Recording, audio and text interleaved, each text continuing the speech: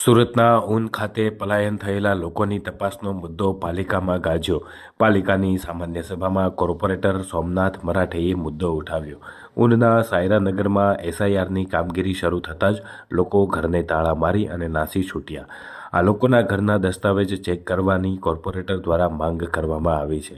આ લોકો બાંગ્લાદેશના છે કે ભારતના તે દસ્તાવેજી પુરાવાઓમાં સામે આવી જશે. જો આ લોકોના દસ્તાવેજી પુરાવા ન મળે તો મકાન સીલ કરવાની માંગ કરાઈ છે. અગાઉ સાંસદ મુકેશ દલાલે પણ પાલિકા કમિશનર અને કલેક્ટરને પત્ર લખી અને તપાસ કરવાની માંગ કરી હતી.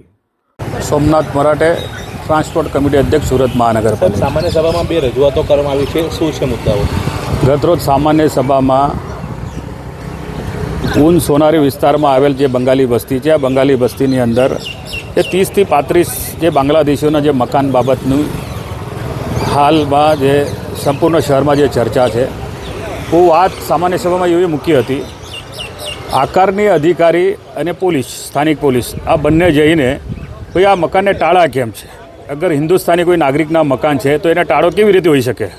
અગર આ બાંગ્લાદેશી ઘૂસપેઠીનો મકાન છે તો એના દસ્તાવેજ ચેક કરવા જોઈએ. દસ્તાવેજ ચેક કર્યા બાદ અગર એ બાંગ્લાદેશીના મકાન છે તો એને સીલ કરી દો. સીલ કર્યા પછી એને ડિમોલિશન કરી દો, કાયમી નિકાલ થઈ જાય.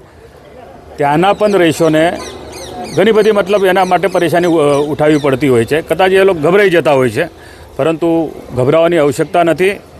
હિન્દુસ્તાનના આપણે નાગરિક છે, હિન્દુસ્તાનના આપણી પાસે અગર દસ્તાવેજ છે તો કોઈને ગભરાવાની આવશ્યકતા નથી. પરંતુ આ ઘૂસપેઠીઓ જે એવી રીતે આ ભારતની અંદર પોતાનો સારો લઈ લે છે, એટલું જ નહીં, જે તપેલા ડાયંગો છે, તપેલા ડાયંગોમાં પણ આ બાંગ્લાદેશ, કલકત્તા વાયા સુરત આવેલા જે કારીગરો છે, ઘણી બધી જગ્યા આ લોક કારીગરની અમારી પાસે નોંધ છે.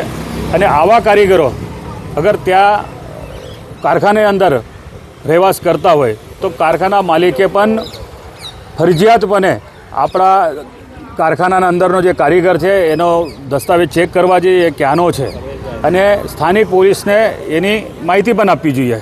અને નિયમ છે,